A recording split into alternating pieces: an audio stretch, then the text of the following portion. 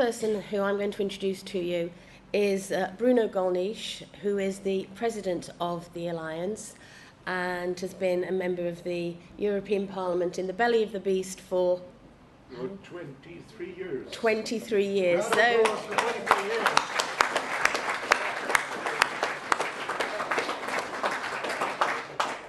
And much though I know Bruno would like to retire, I hope he has a very active retirement with us. Thank you.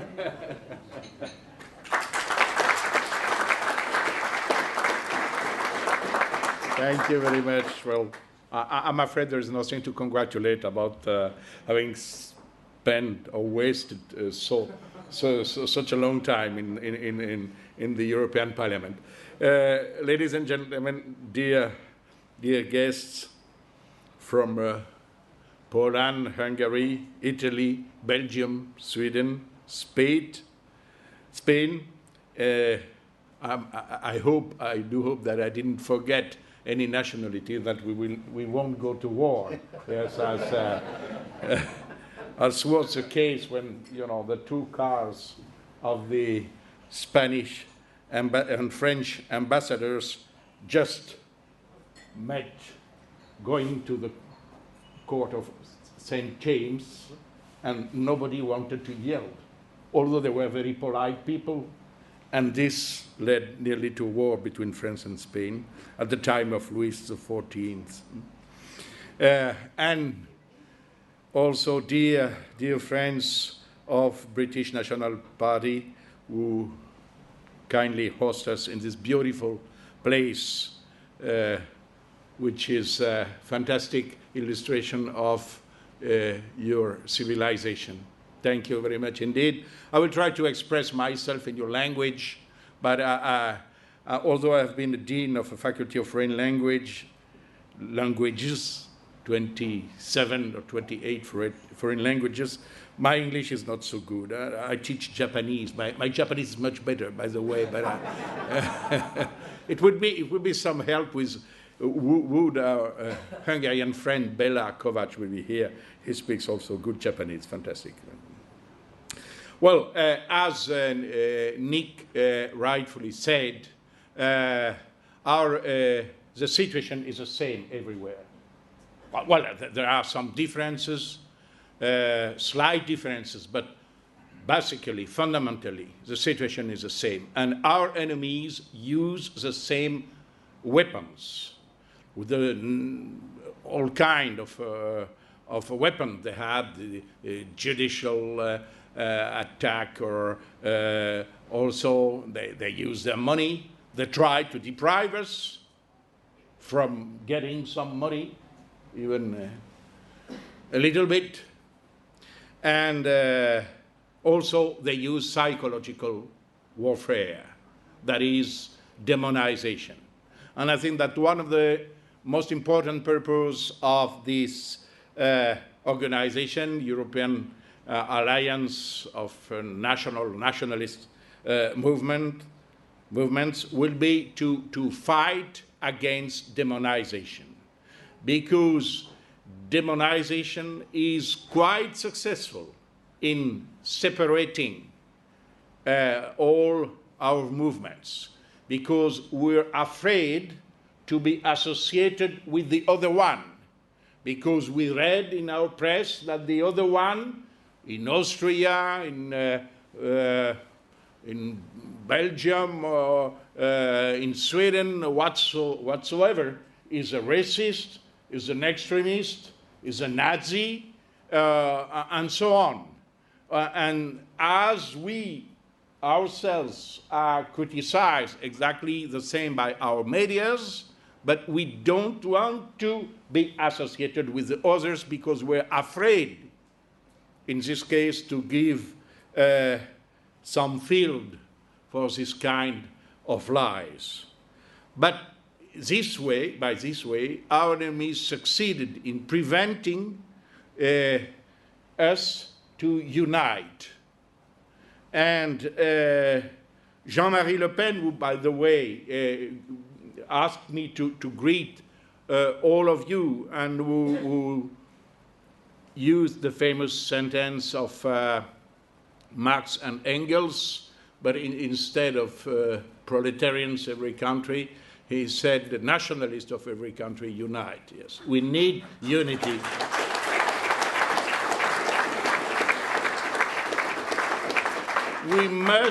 We must avoid two kinds of things. The first one is to go always more radical, because we have this feeling of the, how to say, we have a normal resentment against all these prejudices, all this, can you say that in English, unfairness, prosecutions of every kind. And we would like, especially the young people, but not only them, we would like to go even more radical. It's our way to say to our enemies, go to hell.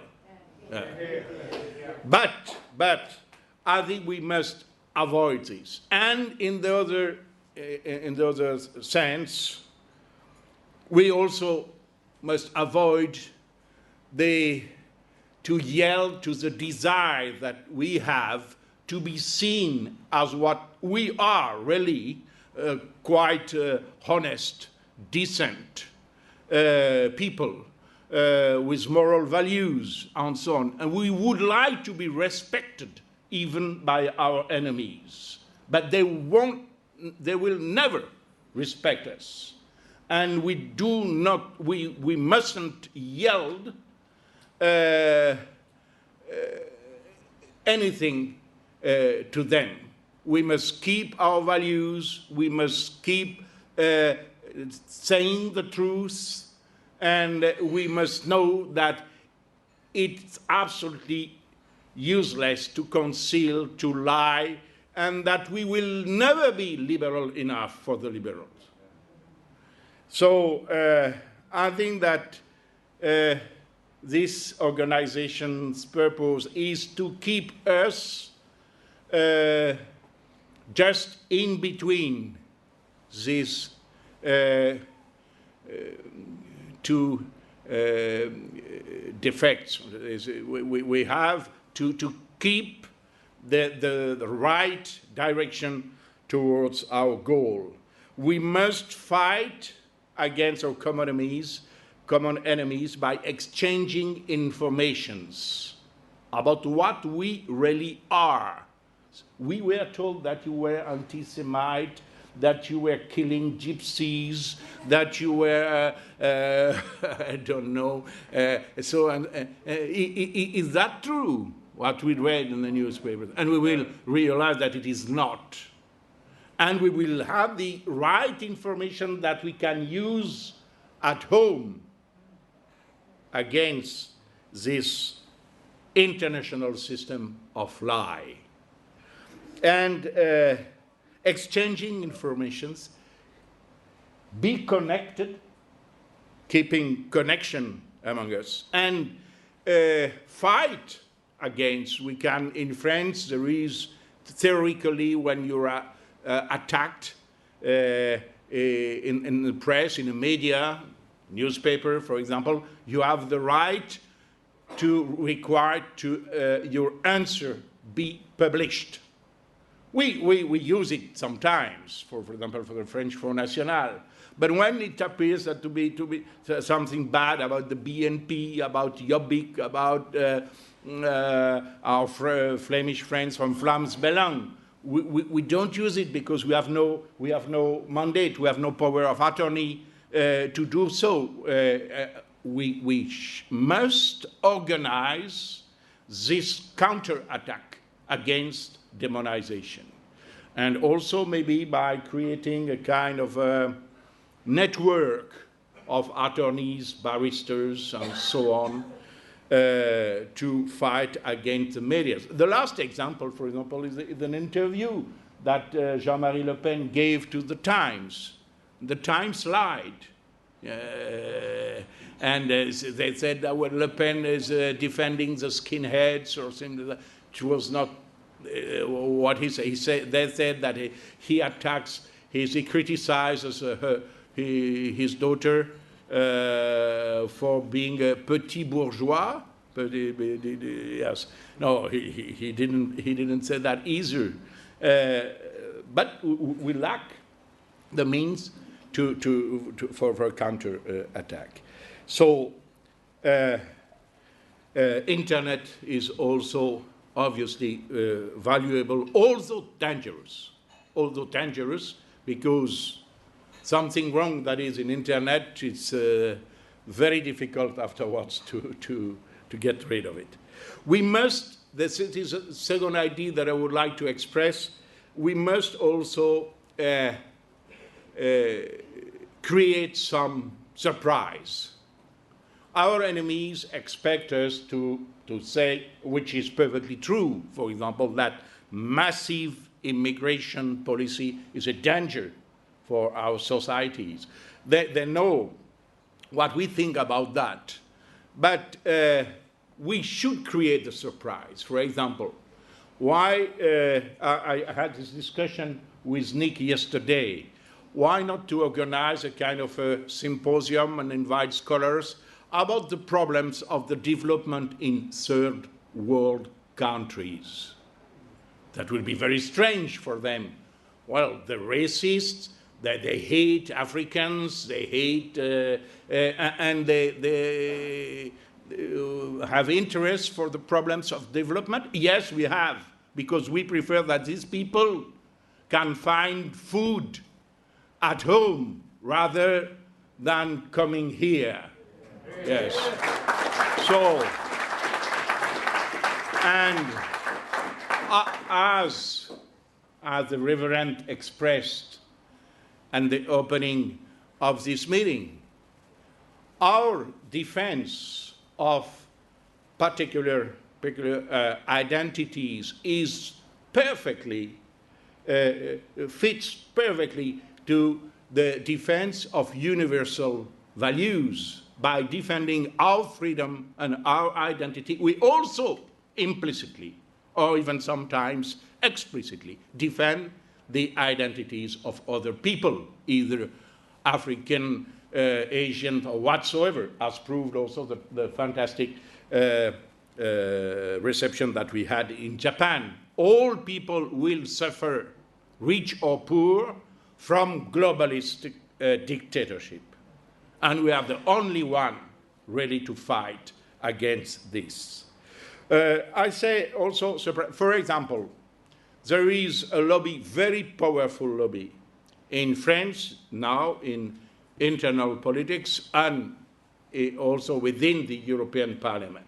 That is the LGBT. I don't know if you know what LGBT is, as a lesbian, gays, bisexual and transsexual. Okay. They are now telling what is right and what is wrong in the field of which is really, really strange. They do not ask just for being tolerated or something like that. No, they want to dictate the new moral values to come. Obviously, we will fight against it, and I know that BNP is fighting also. But, for example, when we defend the traditional family, we can and we must do it from the point of view of tradition, spiritual and moral values that are part of our inheritance. But we can do it also in another way. Just, for example, organize a symposium about the real needs of the psychological equilibrium and education and care of children. And if we start from this point, we can invite psychologists, scholars, educators, and so on. We will explain that as far as possible, the equilibrium and education and care of children, of a child, requires a dad and a mom, a father and a mother. And we will fight against this lobby and their propaganda by this way. We also must, obviously, and I believe also that it was in the topics that Nick wants to raise, we must also discuss about economical and financial problems, because our enemies try to make people believe that we are absolutely no, competence in this field, that we don't know anything about economics, about financial problems or whatsoever, which is absolutely false. In France, for example, the economist who was our main advisor was the only one who got the Nobel Prize of Economy, among Mr. Maurice Allais. Dear friends, normally, I don't want to be too long, but some practical advices also. Normally, I saw in the schedule that we will discuss about pan-European party list, because normally an organization such as ours, the Alliance, must have as purpose to present a common list at the European elections. Because if the Euro-globalists decided to spend that much money, and even letting a little bit of this money to get to nationalists, it's because they expect to take us within a system that will compel us to enter their supranational, can you say that in English? Supranational and Euro-globalistic system. For the time being, there is anyway, it's not need to discuss very much about it, because it seems to me psychologically impossible for them to increase the number of members elected in European Parliament, which is already of 730, more than 730.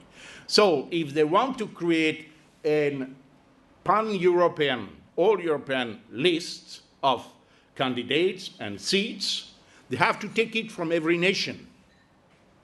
This requires not only a vote in the Parliament of the report of Mr. Duff, but also, which has been postponed 3 times already, but this also will require a common agreement of all governments at the Council, European Council. And afterwards, a change in the treaties. And this change must be ratified by all member states. So this might happen, this kind of list, but it's not for tomorrow. And I'm afraid it will not be for 2014.